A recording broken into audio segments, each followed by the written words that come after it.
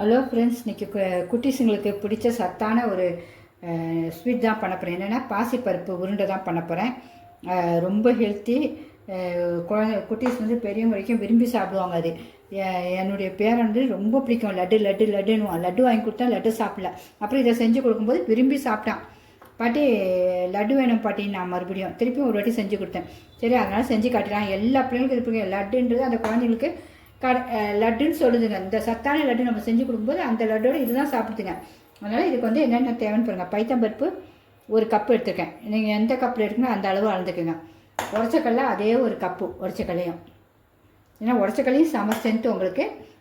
3/4 cup கருப்பட்டி எடுத்துருக்கேன். நீங்கள் அரை கப்பு போட்டாலும் சரி தான், ஃபுல் கப் போட்டாலும் சரி. யார் யார் குட்டீஸுங்க எப்படி எப்படி சாப்பிடுவாங்களோ அப்படி. அதனால் நான் 3/4 கப்பு எடுத்துருக்கேன். கருப்பட்டி தான் நல்லா அது பண்ணுங்க. இன்னும் உருக்கலை, அதை நம்ம உருக்கணும் கொஞ்சம். அப்புறம் ஒரு 2 ஸ்பூன் நெய், அதுக்காக நெய் எடுத்து வச்சுருக்கேன். நெய் நம்ம ஊற்றி பசைய. இதுவும் பாதாம் ஒரு 10 எடுத்து வச்சுருக்கேன். முந்திரியும் ஒரு 5 எடுத்து வச்சுருக்கேன். ஏலக்காய் ஒரு 5. ஏன்னா இதெல்லாம் லைட்டாக வறுத்துட்டு நம்ம அந்த பைத்தம்பருப்பெல்லாம் அரைக்கிறோம்ல, அதோடு சேர்த்து தான் இதையும் நம்ம அரைக்கணும், தனித்தனியாக அரைக்கணும். இப்போ ஒன்று ஒன்றையாக வறுத்துறோம். ரொம்ப சூப்பரான லட்டு. குழந்தைங்களுக்கு மிஸ் பண்ணவே பண்ணாதீங்க. எல்லோரும் சத்தானதை இப்படி செஞ்சு கொடுக்கும்போது அந்த பிள்ளைங்க விரும்பி சாப்பிடுவாங்க. அதுக்காக தான் திருப்பி நான் சொல்கிறது, வேறு ஒன்றும் இல்லை. இப்போ எல்லாத்தையும் ஒன்று ஒன்றா வறுத்துருவோம். இப்போ கருப்பட்டி இதில் போட்டுருவோம். இதில் போட்டு கொஞ்சம் தண்ணி கொஞ்சோண்டு ஊற்றி உருக்கி வச்சுக்கலாம். அதை ஊற்றி தான் நம்ம பிசையணும். இந்த பாருங்கள் கருப்பட்டி எப்படி இருக்குது பாருங்கள். வெறுமா சாப்பிட்டாலும் அவ்வளோ ஸ்ட்ரென்த்து. நம்ம இதோடு செய்யும்போது ரொம்ப ஸ்ட்ரென்த்து. ஃபஸ்ட்டு ஏலக்காய் ஊற்றுவோம். ஸ்டவ் பற்ற வச்சுட்டோம். இதிலே நம்ம இந்த முந்திரியையும் பாதாமையும் போட்டோம். எதுக்குமே எண்ணெய்க்குன்னு எதுவும் ஊற்ற வேண்டாம். அப்படியே தான் வறுக்கணும். சுவையும் அவ்வளோ அட்டகாசமாக இருக்குது. இந்த லட்டு சாப்பிடும்போது பிள்ளைங்க ஒரு லட்டு விடாதுங்க, இன்னொரு லட்டும் வேணும்னு சொல்லுங்க. அவ்வளோ டேஸ்ட்டாக இருக்கும். என்னுடைய சமையல் பிடிச்சிட்டா கண்டிப்பாக ஒரு லைக் பண்ணிவிடுங்க ஃப்ரெண்ட்ஸ். எல்லாருமே உண்மையாக ஒவ்வொருத்தரும் நல்லா இருக்குன்னு சொல்லுவோம். ஒரு ரொம்ப திருப்தியாக இருக்குது மனசுக்கு. சொன்ன சகோதரிங்களுக்கெல்லாம் ரொம்ப தேங்க்ஸ். நல்லா வறுபடுத்தி எடுத்து ஒரு தட்டில் கொதிக்கலாம்.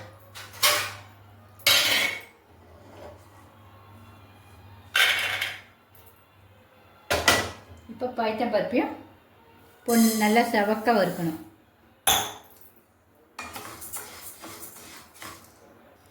மீடியம் ஸ்டோவில் தான் வச்சு வறுக்கிறேன். நல்லா வறுத்தா தான் இந்த பிள்ளைங்களுக்கு வயிற்றுலாம் வலிக்காது சாப்பிடும்போது உங்களுக்கு. இது வந்து நம்ம ஃப்ரிட்ஜில் வச்சு ஒன்று ஒன்றா பிள்ளைங்களுக்கு எடுத்து கொடுத்தீங்கன்னா 1 மாதம்லாம் கிடாது. வெளியே வச்சிங்கன்னா ஒரு 10 நாள் 15 நாள் வைக்கலாம். நீங்கள் தேங்காய் பூ கொஞ்சம் போடணும், அதை மறந்துட்டேன். தேங்காய் பூவும் எடுத்து வச்சுருவோம். தேங்காய் பூ வேணுன்னா போட்டுக்கலாம். ரொம்ப நாள் வைக்கணும் தேங்காய் பூ தேவையில்லை உங்களுக்கு. அது அவங்கவுங்க விருப்பம் தான். ஏன்னா தேங்காய் வந்து சீக்கிரம் கெட்டு போயிடும் போட்டால். தேங்காய் போடாமல் நம்ம லட்டு பிடிச்சிங்கன்னா சூப்பராக இருக்கும். இந்த கலர் நல்லா மாறிச்சு, பொன்னிறமாக வந்துச்சு, வாசனையும் வந்துச்சு பைத்தம்பருப்பு. இனிமேல் அப்படியே அதை எடுத்து ஒரு தட்டில் கொட்டிட வேண்டியதான். அப்படியே ஆரட்டும். அடுத்தது உடச்சக்கல்லை. உடச்சக்கல்லை ரொம்ப ஸ்ட்ரென்த்து இல்லை. உடம்புல குழந்தைங்களுக்குலாம் நல்லா சாப்பிட்டா குழந்தைங்க குண்டா கூட ஆகும் சொல்லுவாங்க. ஒல்லியாக இருக்க குழந்தைங்க அவ்வளோ ஸ்ட்ரென்த்து உடச்சக்கல்லை உங்களுக்கு. நாங்களாம் சின்ன பிள்ளையாக இருக்கும்போது எங்களுக்கு உடச்சக்கல்லையும் சர்க்கரையும் ஏலக்காவும் நெஞ்சு எங்களுக்குலாம் கிணத்துல கொடுப்பாங்க. இப்போ அதெல்லாம் ஞாபகம் இதெல்லாம் பார்க்கும்போது அது ரொம்ப டேஸ்ட்டாக இருக்கும் சாப்பிட. உடச்சக்கல்லையும் கலர் நல்லா செவந்துருச்சு. இதுக்கு மேலே வேண்டாம், ஆஃப் பண்ணிட வேண்டியதான். அப்படியே இருக்கட்டும், கடையோட இருக்கட்டும். சூடு ஆறணும். எல்லாம் ஒன்று ஒன்றா அரைக்கணும். அதுக்குள்ளே கருப்பட்டியில் ஒரு 1/4 டம்ளர் தண்ணி வச்சு ஊற்றி வச்சுருக்கேன். நம்ம இதெல்லாம் அரைச்சிட்டு தான் ஸ்டவ் பற்ற வைக்கணும். ஏன்னா அப்புறம் அது திக்காகிடக்கூடாது. சும்மா லைட்டு சூடு இருந்தால் போதும் நமக்கு.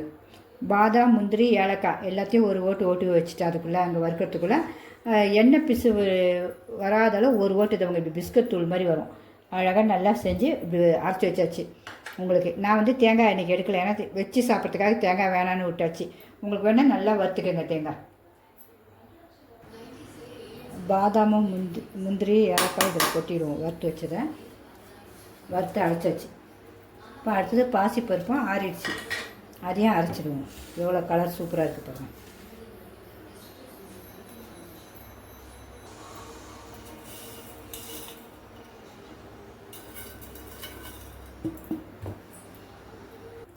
பாசிப்பருப்பையும் அரைச்சிடுவோம்.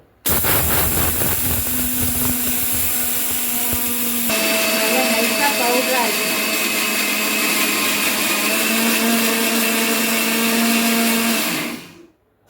ரொம்ப நைஸாக இருக்கணும். சூப்பராக அரைப்பட்டுச்சு. இந்த பாருங்க, இந்த நைஸுக்கு இருக்கணும். அரைப்பட்டுச்சு பாருங்கள், இந்த நைஸுக்கு இருக்கணும். அப்படியே சூப்பராக இருக்குது பாருங்கள். எடுத்து கொட்டிடுவோம். கொட்டிட்டு அடுத்தது உடச்ச கடலையும் அரைச்சிடணும். பைத்தம்பருப்பு பாசிப்பருப்பு இந்த நைஸுக்கு இருக்கணும். இப்போ உடச்ச கடலையை அரைச்சிடுவோம். உடச்ச கடலையும் எடுத்து கொட்டிடுவோம். நல்லா இந்த கலர் இருக்கணும். எல்லாமே மணக்குது அப்படியே வாசனை. இப்போ உடச்ச கடலையும் அரைச்சிடுவோம். அது ஒரு செகண்டில் அரைப்பட்டுரும். இதுதான் பவுடர் ஆகிடுச்சு. ஏன்னா அது டக்குன்னு அரைப்பட்டுரும். அது நமக்கு கடினமானது, அரைப்பட்டுச்சு. இனிமேல் எடுத்துருவோம். உடச்ச கடலையும் எல்லாத்தையும் அரைச்சி கொட்டியாச்சு. இதை எல்லாத்தையும் இருக்குது. இதில் ஒரு பிஞ்சு உப்பு போட்டுருணும். ஸ்டவ் பற்ற வச்சுருவோம். இந்த கருப்பட்டியை நமக்கு தண்ணி ஊற்றி வச்சுருக்கோம் பார்த்தீங்களா, கொஞ்சம் 1/4 டம்ளர். அதை அப்படியே சூடு பண்ணுவோம். அதுக்குள்ளே இதெல்லாம் கலந்து வச்சுருவோம் எல்லாத்தையும். உங்களுக்கு ஒன்று போல் ஒரு சால்ட்டு போட்ட, ஒரு பிஞ்சு சால்ட்டு. நீங்கள் தேங்காய் போடுறதா இருந்தால் நல்லா வறுத்துட்டு போடுங்க. ஏன்னா தேங்காய் போட்டால் சீக்கிரம் கெட்டு போயிடும். வேறு ஒன்றும் இல்லை. இது நம்ம வச்சு சாப்பிட்லாம் குழந்தைங்களுக்கு.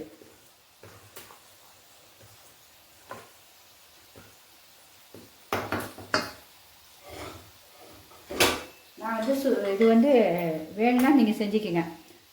முந்திரியை வந்து கொஞ்சம் வறுத்து நெய்யில் ஒரு 1/2 ஸ்பூன் நெய்யில் வறுத்து போட்டிருக்கேன். ஏன்னா அது குழந்தைங்க சாப்பிடுவோம், அவ்வளோ டேஸ்ட்டாக இருக்கும். உங்களுக்கு வேணும்னா போட்டுங்க, வேணா விட்டுருங்க. சின்ன பிள்ளைங்க விரும்பி சாப்பிடுவாங்க, அதுக்காக தான் போடுறேன். ஏன்னா நம்ம இதில் போட்டு அரைச்சிருக்கோம், அதனால் நமக்கு அது வந்து கண்டிப்பாக கிடையாது. ஒரே ஒரு ஸ்பூன் நெய் சூடு பண்ணி இப்படியே ஊற்றிடுவோம். நம்ம அந்த முந்திரி வறுத்தையானத்துல அந்த பவுட்ரு வேணா கூட நமக்கு இப்படி வேணால் போட்டு ஒரு பரட்டு எடுத்துருவோம். ஏன்னா நெய் வேஸ்ட் பண்ணக்கூடாதுன்னா, நெய் தான் வேஸ்ட் பண்ணக்கூடாது, அதனால் இப்படி பண்ணிடுவோம்.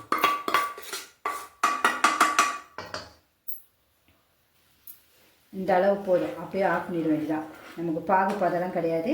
சூடு ஆஃப் பண்ணிட்டு கை பக்குவமாக பார்த்து பிடிக்கணும்.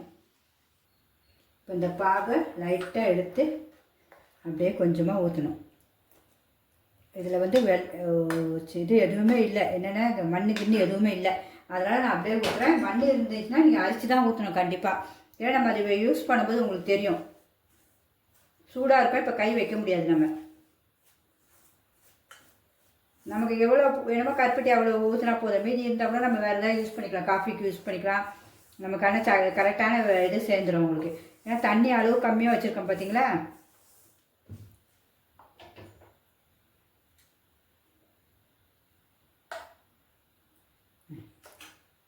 ரொம்ப கொதிக்குது, பார்த்து தான் கை வைக்கணும். இப்படியே எல்லாத்தையும் கிளறிடும். ரொம்ப சுவை சூப்பராக இருக்குங்க. இப்போ பாருங்கள், கொஞ்சம் கொஞ்சமாக ஊற்றி சுட ஊற்றிருக்கேன். ஆனால் சூடாக தான் இருக்குது. நம்ம சூடாகவே இப்படி ஒட்டி பார்க்கணும். வந்துருச்சுன்னா வந்துருச்சுன்னா ஓகே, இல்லைன்னா நம்ம திருப்பி கூட கொஞ்சம் ஊற்றணும்.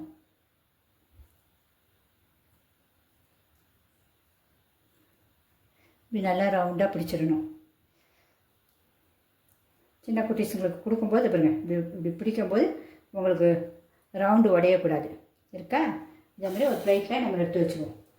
அதில் முந்திரியும் தென்படம் சூப்பராக பிள்ளைங்க விரும்பி சாப்பிடும் உங்களுக்கு. இந்த மாதிரி எல்லாத்தையும் நம்ம செஞ்சு வச்சிடணும். ஆனால் சூடு இருக்கும்போதே பண்ணிடணும். திருப்பி ஆறிச்சுன்னா பிடிக்க வராது லட்டு. சுட தான் இருக்கும். கொஞ்சம் அப்படியே சூடு பொறுக்க பிடிச்சி அப்படியே ஒன்று எடுத்து வச்சுருவோம். எல்லா லட்டையும் நம்ம அப்படியே சுட பாகை ஊற்றி அப்படியே உருட்டியாச்சு பாருங்கள். கருப்பட்டி பாகு இன்னும் கொஞ்சோண்டு இருக்குது சூடு. இவ்வளோதான் மீதி. கரெக்டாக போச்சு. இன்னும் சூப்பராக இருக்கும். இதுக்கு இனிமேல் நம்ம ஊற்றிட்டு டேஸ்ட்டு பார்த்துருவோம். இதை பார்த்தீங்களா, சூப்பராக ஊற்றியாச்சு. நம்மளுடைய சுவையான லட்டு ரெடி ஆகிடுச்சு பாருங்கள். நான் ஊர்லேருந்து வரும்போது கூட எங்கள் பேரன் அவங்க தாத்தா லட்டு நான் உடனே கடையில் நிறுத்தி வாங்கினாங்க. 5 லட்டு தான் 70 ரூபா பைத்தம்பருப்பு லட்டு. அப்போ எனக்கு நம்ம வீட்டில் செய்யலாமேன்னு சரி பிள்ளை கேட்டோன்னா வாங்கி கொடுத்துட்டு வந்தோம். அதே லட்டு தான் இன்றைக்கி செஞ்சுருக்கோம். எவ்வளோ சூப்பராக, நம்மளே வீட்டில் செய்கிற வேறு ஹெல்த்தி வேறு. பார்க்க எவ்வளோ சூப்பராக இருப்பாங்க. லட்டு சுவையும் அப்படி சூப்பராக இருக்கும். குழந்தைங்க விரும்பி சாப்பிடுவாங்க. இங்கே பாருங்கள், பிக்கும் போதும் எவ்வளோ எப்படி இருக்குது பாருங்கள். சாப்பிடும் போதும் அவ்வளோ சூப்பராக இருக்குங்க. அதை சொல்லவே முடியாது. நெய் அந்த பருப்புலாம் நமக்கு ஒட்டே அந்த பைத்த பருப்புலாம் அவ்வளோ அழகாக வறுத்துட்டோம் பார்த்தீங்களா. நம்ம ஹெல்த்துக்கு வந்து முந்திரி பாதாம்லாம் போட்டுக்கோம். கண்டிப்பாக எல்லாருமே நீங்களும் வீட்டில் எழுத மாதிரி குழந்தைகளுக்கு குட்டீஸ்க்கு செஞ்சு கொடுங்க. பிடிச்சிருந்தா கண்டிப்பாக லைக் பண்ணுங்கள். சிம்பா நியூஸ் சேனலுக்கு சப்ஸ்கிரிப்ஷன் பண்ணுங்கள் ஃப்ரெண்ட்ஸ். உங்கள் ஃப்ரெண்ட்ஸ் ரிலேட்டிவ்க்கும் ஷேர் பண்ணுங்கள். இப்படி ஒரு வாட்டி பிக்கும் போது அந்த முந்திரி வருது, அப்போ குழந்தைங்க விரும்பி சாப்பிடும். ஓகே ஃப்ரெண்ட்ஸ், பாய்.